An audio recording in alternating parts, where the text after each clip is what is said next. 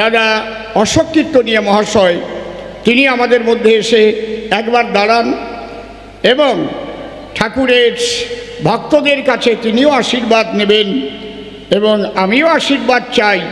সবাই আপনারা উলুধ্বনি হরিধ্বনি দেবেন। অশোক কীর্তনীয় মহাশয় এসে গেছেন। মায়ের একবার উলুধ্বনি, বাবার একবার হরিধ্বনি।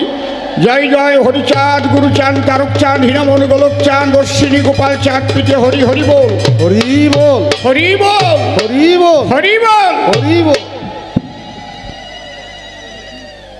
আমি চাইব আমি ওনারে গোসাই বলেই ডাকি, কারণ গোসাই তো খালি পোশাক পরলে হয় না, ওনার যা সুন্দর ব্যবহার তাতে ওনাকে গোসাই বলা যায়।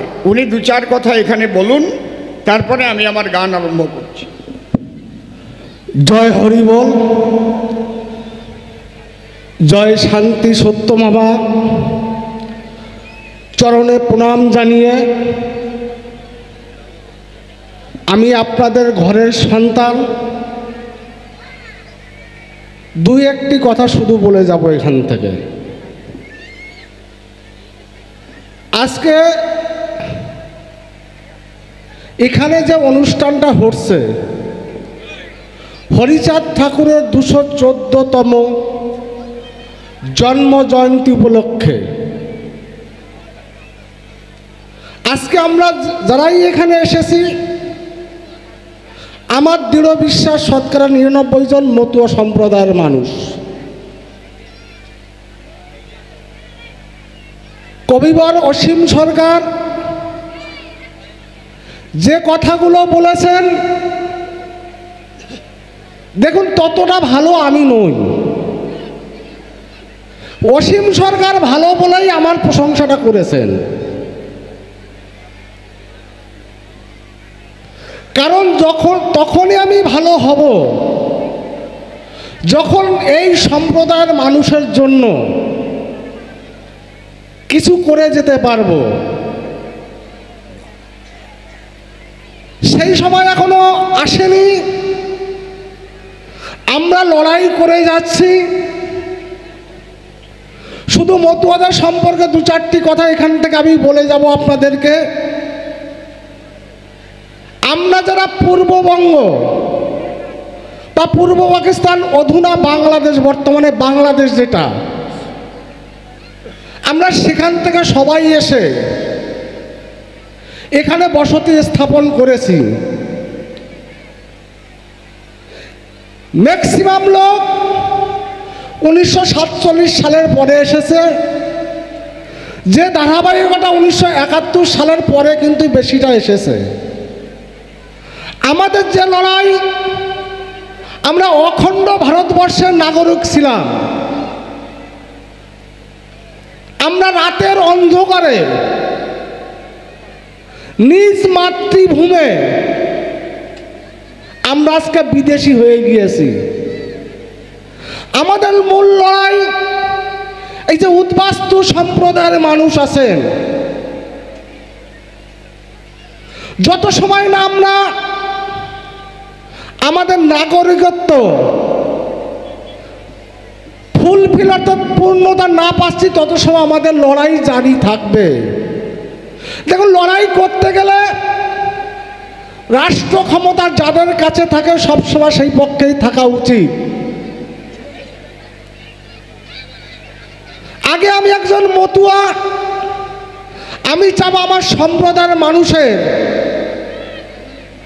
যে অভাব অভিযোগ আছে সেটা পূরণ করার চেষ্টা করব। লড়াই আমাদের জারি ছিল, লড়াই আমাদের জারি আছে।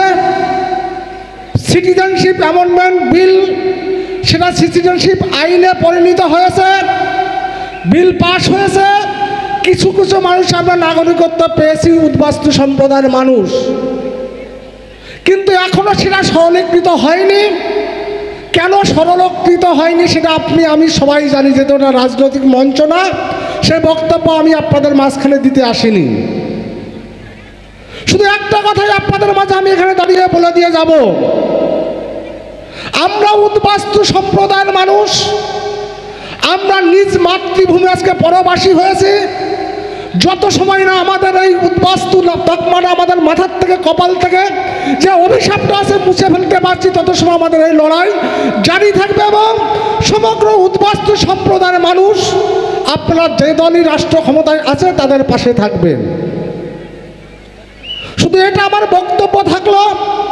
আর যেসব মায়েদের এখানে এসেছেন, আমি শুধু ধার্মিক কথা বলবো।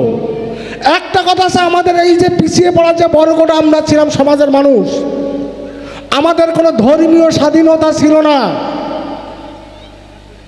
ব্রাহ্মণ্যবাদী যে সমাজ ছিল সে সমাজ, আমাদেরকে মন্দিরে ঢোকার জায়গা ছিল না, আমাদের পূজা অর্চনা করার অধিকার ছিল না। ঠাকুর গুরুচাঁদ ঠাকুর এসে আমাদের আরাধ্য দেবতা ঠাকুর গুরু হরিচাঁদ ঠাকুর জন্মগ্রহণ করলেন, আমাদেরকে সেই অধিকার দিয়েছিলেন। যে অধিকারের বলে আমরা ঘরে ঘরে মন্দির প্রতিষ্ঠা করে ধূপ পূজা অর্চনা করতাম। হরিচাঁদ ঠাকুর বলেছে আমার কোনো মন্দিরে যাওয়ার দরকার নেই, তোমরা মায়েরা ঘরে ঘরে মন্দির স্থাপিত করো। আমার মায়েরা, আমাদের পূর্বপুরুষেরা ঘরে ঘরে মন্দির স্থাপন করে সেই পূজা অর্চনা শুরু করলাম। আমরা ধর্মীয় অধিকার পেয়েছিলাম, কিন্তু আমাদের সে ধর্মীয় অধিকার দিয়ে গেছিলেন হরিচাঁদ ঠাকুর। ধর্মীয় অধিকার তো আমরা পেলাম, কিন্তু সামাজিক যে অধিকার, সামাজিক যে বৈষম্য ছিল, সে বৈষম্য কিন্তু আমরা কাটিয়ে উঠতে পারিনি। হরিচাঁদ ঠাকুর দেখলো যে সামাজিক বৈষম্য যদি সমান তালে নিয়ে যেতে হয়, তার সুযোগ্য পুত্রকে অর্থাৎ গুরুচাঁদ ঠাকুরকে সেই দায়িত্ব দেয়া হলো। গুরুচাঁদ ঠাকুর একটা বার্তা দিলেন যে মায়েদেরকে বলেন, মায়েরা তোমরা খাও না খাও, তোমার যে সন্তান সন্ততি অর্থাৎ ছেলে মেয়ে আছে তাকে শিক্ষিত করে তোলো। অর্থাৎ শিক্ষিত করে তুলতে পারলে সমাজের সঙ্গে লড়াই করে যে সামাজিক ভারসাম্য আছে সে ভারসাম্য দূর হতে পারবে। আমার মায়েরা, আমার বাবেরা তাদের সন্তান সন্ততিকে শিক্ষা করে আজকে যেসব ব্রাহ্মণ্যবাদী সমাজ আছে তাদের থেকে কোনো অংশে এই মতুয়া সম্প্রদায়ের কোনো সন্তান সন্ততি পিছিয়ে নেই। আমরা ধর্মীয় অধিকার পেলাম, আমরা শিক্ষার অধিকার পেলাম। গুরুচাঁদ ঠাকুর বলেছিলেন যে জাতির রাজা নেই সে জাতির তাজা নেই। অর্থাৎ রাজা বলতে তিনি কি বোঝাতে চেয়েছিলেন? যে জাতির রাজনৈতিক অধিকার যদি ছিনিয়ে নিতে না পারে তবে সে জাতি এগিয়ে যেতে পারবে না। আজকে দেখুন আমাদের এমপি হয়েছেন শান্তনু ঠাকুর, আমরা এমএলএ হয়েছি, আমরা লড়াই করছি মতুয়াদের জন্য। আমাদের ন্যায্য অধিকার, আমাদের ন্যায্য দাবি, আমাদের কপালের যে অভিশাপ, উদ্বাস্তুদের অভিশাপ, সেই অভিশাপ মুছে দেওয়ার লড়াইতে আমরা সামিল হয়েছি। শুধু একটা কথা বলে যাব, এখানে দাঁড়িয়ে পূর্ববঙ্গ বা পূর্ব পাকিস্তান থেকে যে সমস্ত উদ্বাস্তু সম্প্রদায়ের মানুষ এসেছেন প্রত্যেকের কাছে একটাই দাবি থাকবে, রাজনীতির জায়গায় থাকবে। আমরা যে উদ্বাস্তু সম্প্রদায় মতুয়া সম্প্রদায় আছি, আমরা সবাই একটা জায়গা একটাই আওয়াজ উঠবে। যত সময় না আমাদের কপালের অভিশাপ না যাচ্ছে তত সময় আমাদের এই লড়াই জারি থাকবে। এই বলে আমি আমার সংক্ষিপ্ত বক্তব্য শেষ করলাম। জয় হরিচাঁদ, জয় গুরুচাঁদ, জয় শান্তি সত্যভামার জয়।